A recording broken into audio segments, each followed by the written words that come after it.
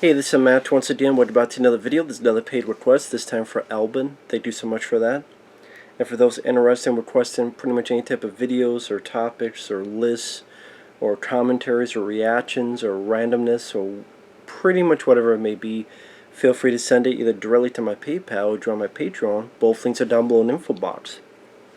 And he wanted me to give my list of my top 15 favorite films of 1985. He said 10, but it could be 10 to 15. I figured, why not do 15? It's a good year for movies. Definitely in my top 5 favorite years for movies. Especially for the first 5, but there's a lot of good movies. It was hard to center it down to just 15. Because there's stuff I had to leave off the list that are good, like American Ninja, Breakfast Club, Silver Bullet, among others. But number 15, I put Remo Williams, The Adventure Begins. Fred Ward stars it. It's based on these stories called The Destroyer. I enjoyed the adventure aspect. I love the musical score by Craig Safan, especially the main theme. Very triumphant theme.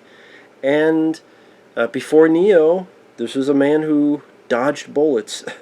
Fred Ward, I liked him as an actor. It's one of the few roles he got to be a lead in, and I think he did a great job.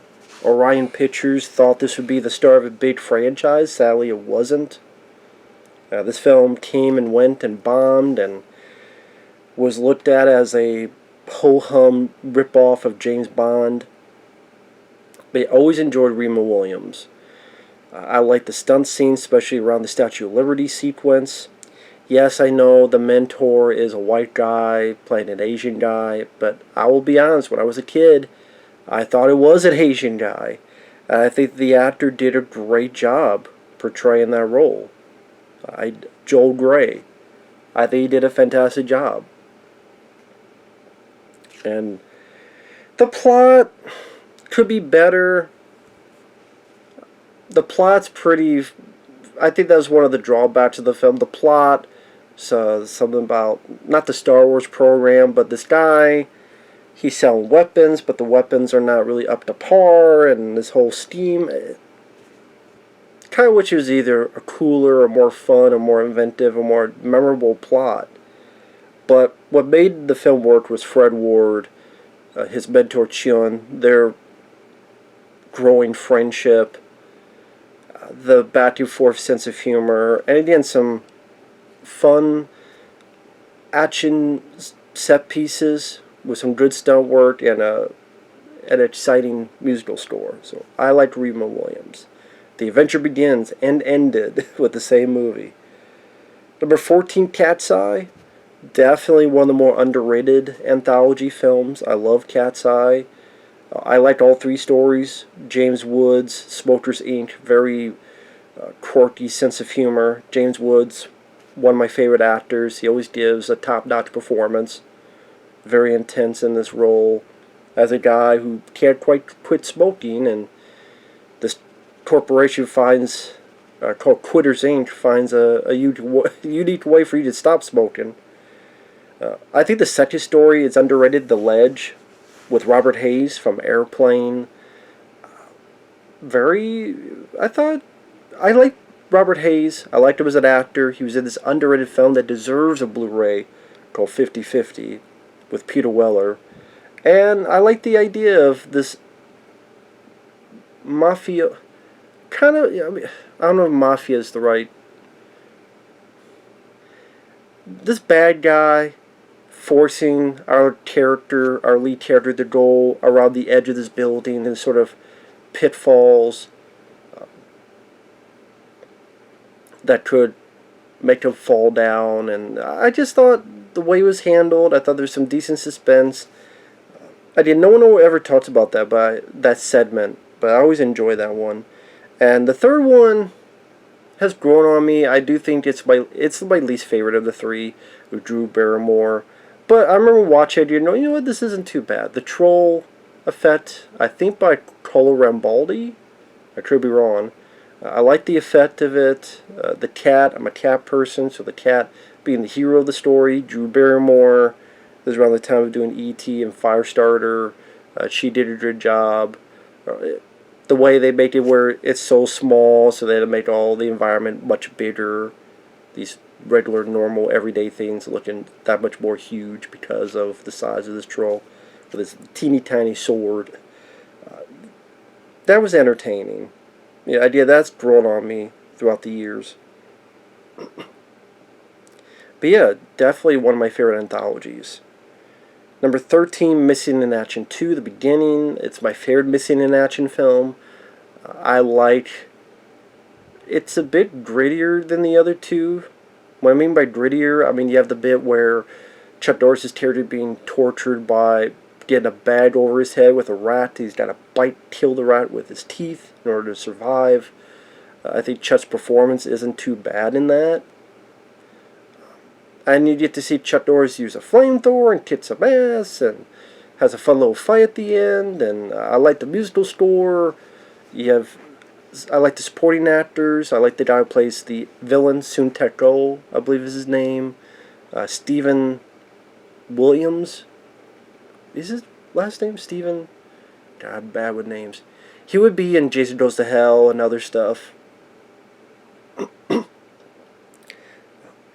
I mean, I like the first Missing in Action, but I always like this one the best.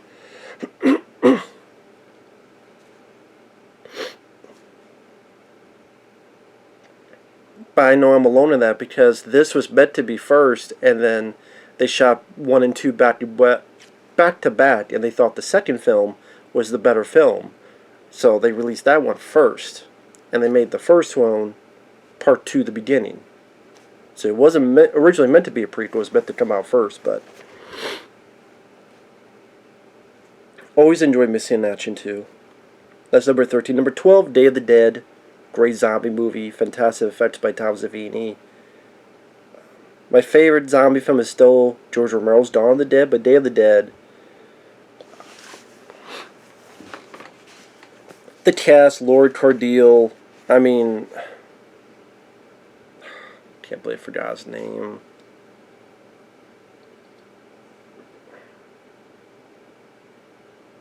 The guy who plays the bad guy, the human bad guy.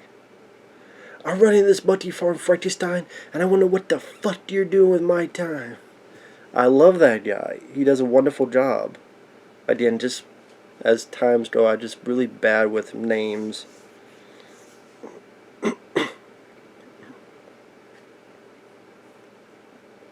And sadly, I know that actor has passed away a few years ago, so...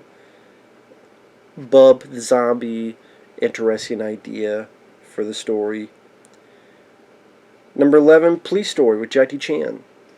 The only issue I have with it is I wish Jackie Chan did his own English dub. Because I can't help it. It's one of those where when I watch, I'm like, I know that's not Jackie Chan's voice, and anytime he speaks, it just takes me out of it. Because I'm like, I know what Jackie Chan, how, who, what, when, where Jackie Chan sounds like. But anytime he talks, it just takes me out of it. So even the Asian with subtitles, I don't think that's Jackie Chan's voice either. At least it doesn't sound like it, based on tone and inflection. Maybe I'm wrong, but it doesn't sound like his voice even in the Asian version. So it has excellent stunt sequences and fight scenes, the set piece at the ball, wonderful finale. Like I said, I just have an issue with the dubbing. I just wish it was Jackie's voice, but overall, definitely one of the better Jackie Chan movies. Number 10, The Goonies, classic. I mean, what can you say about The Goonies? I love the adventure aspect, the cast, Sean Astin, Corey Feldman, Josh Brolin, even your Robert Davi, Joe Pantoliano. The kids work well together. You got Short Round from Indiana Jones Temple of Doom as part of the cast. You got energetic score. It was, in a weird way, I wouldn't say relatable, but it was envious. Like, I wanted to go on an adventure like these kids did. So I kind of lived vicariously through them and their adventure with traps and treasure maps and gold and pirate ships. And It's a venture that I think a lot of kids could live vicariously through these characters' eyes, as if you're part of the group, you're part of the journey. Number 9, Back to the Future. I mean, Back to the Future is an all-time classic.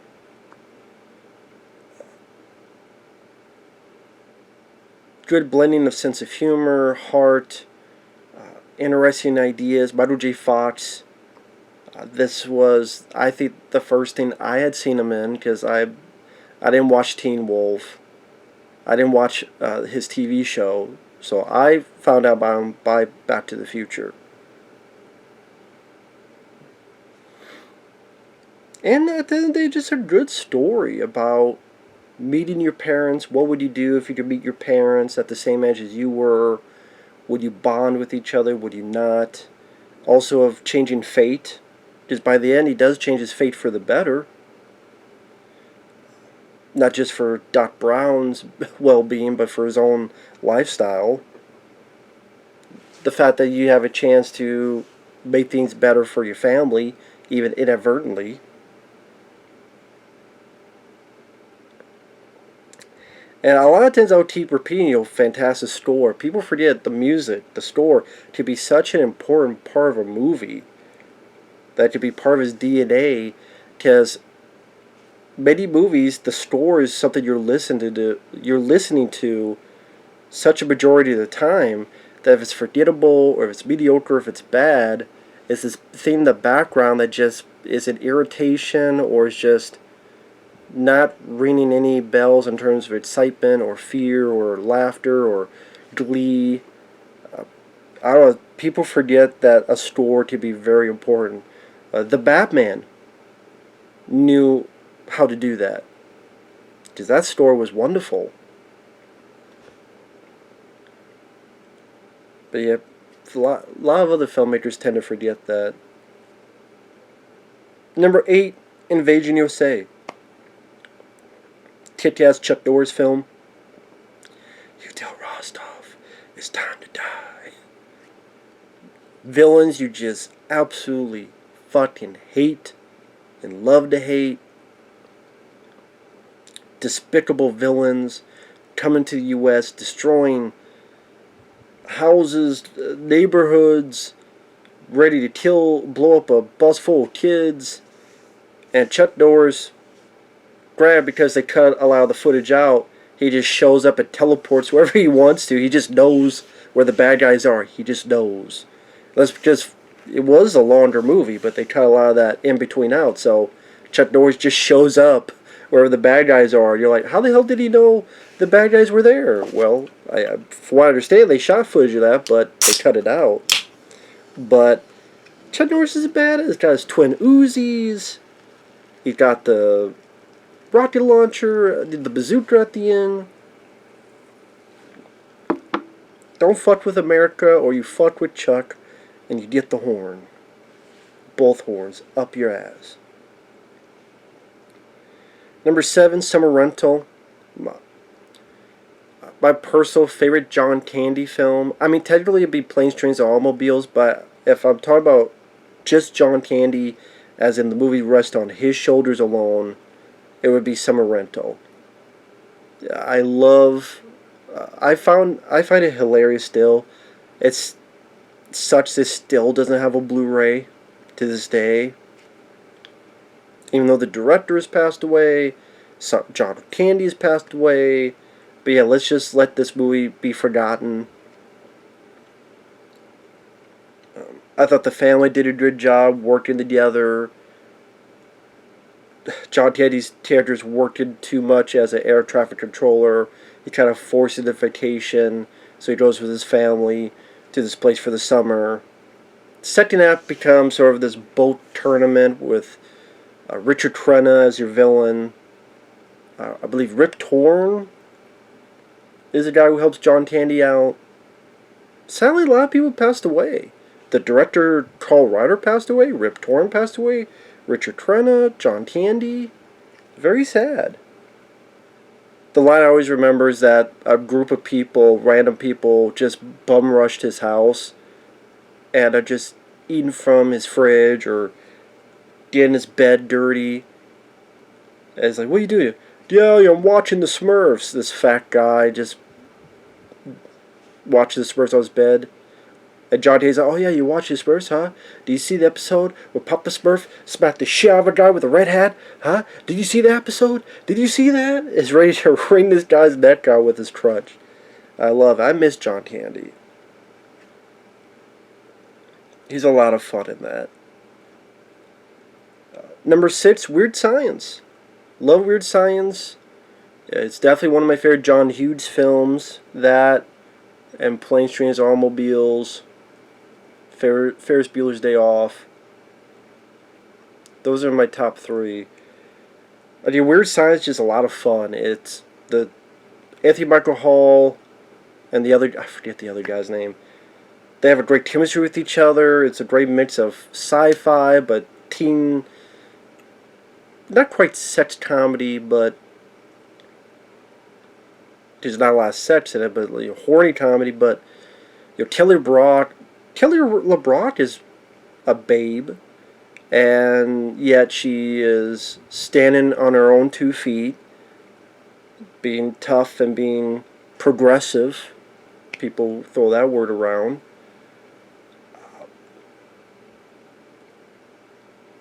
And yeah, it just has a weird eccentricness where you would not see nowadays.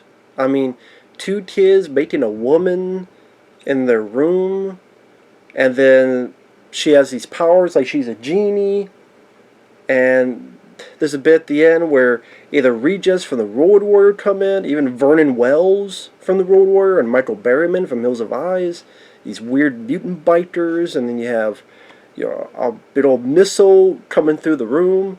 There's a goddamn missile in my room, Larry. Yeah, Gary. There's a goddamn missile in my room, Gary.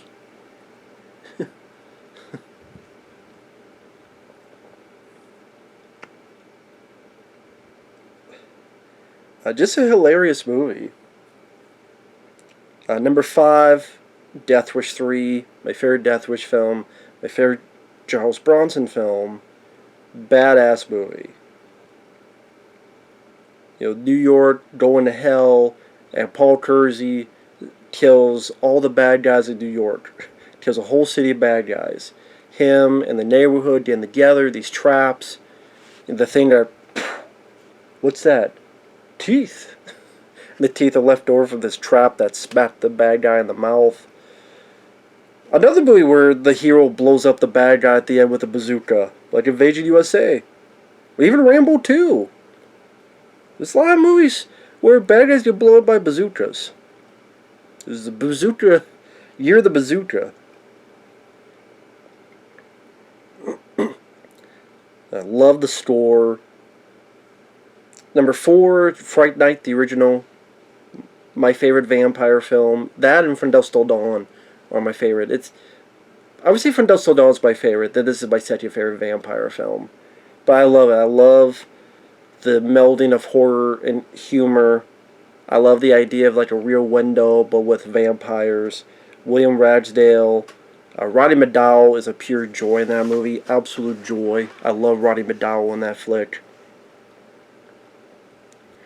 Great makeup effects.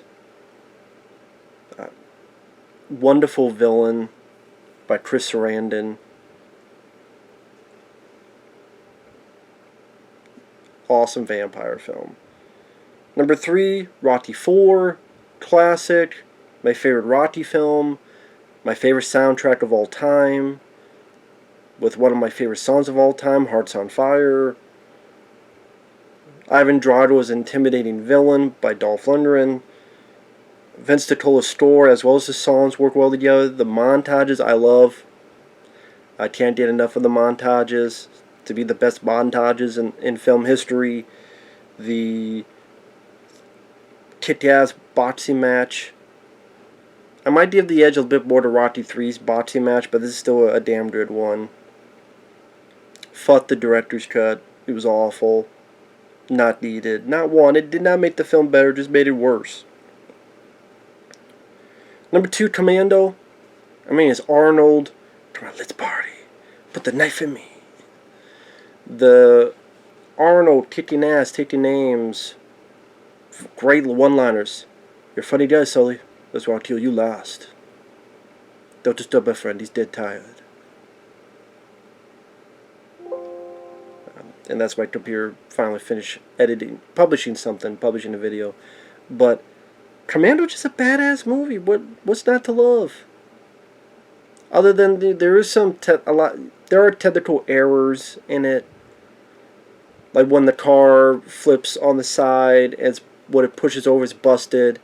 Then it cuts, and then they get into the car, and then the side of the car is perfectly fine. Right at the end of the film, he throws grenades. Some of those people get on, and they use a flipper thing so that they fly in the air. You can see some of those flip through from the ground. So there are some technical errors, but my second favorite Arnold film after Predator. Just an immense amount of fun. I mean, this is a great year for action movie fans. Commando, Death Wish 3, Invasion USA, Missing Action 2, Remo Williams, American Ninja, Police Story, and of course my number one, Rambo, First Blood Part 2. And actually I got it up, well, anyway. This Rambo First Blood Part 2, you guys know the film. One of my favorite films of all time. I did a video why I love Commando, but I like Rambo 2 more. I did a video as to why I feel that way. I think Rambo First Blood Part 2 has a better story. That has a bit of a deeper meaning compared to Commando. That has a bit more emotion. Whether it be the loss of this woman he fell in love with, or to get those POWs out of there alive. It's definitely a bigger film. They definitely put the money on the screen, from the attack on the boat to the just complete decimation of the bad guy village at the end of the film with the helicopter. It's got C4 tipped explosive arrows. As one of the best action stories of all time, thanks to Jerry Goldsmith. You have Rambo is not a one-liner machine, and when he talks, he makes it worth it. Murdoch, I'm coming to get you. But it's definitely a film that takes itself more seriously, and I love it for that. I mean, Commando, I love the tongue-in-cheek quality, but my preference is more like the Rambo 2 feel. It's definitely a serious story. The supporting cast, Richard Crenna, Charles Napier, Steven Berkoff, who plays the villain, who's the villain in Beverly Hills Cop. Rambo for Split Part 2 just feels like an epic action movie. Getting C4 arrows, and machine gun foo, and helicopter foo, and just that rage at the end, and that great speech at the end. For our country to love us as much as we love it. That's what I want. What you gonna do, John? How you gonna live? Day by day. Which is something I've brought to in my life. Day by day. Just love Rambo First Blood Part 2. I think it was a hit at the time. Nowadays people talk shit about it, so I almost want to say it's an underrated sequel.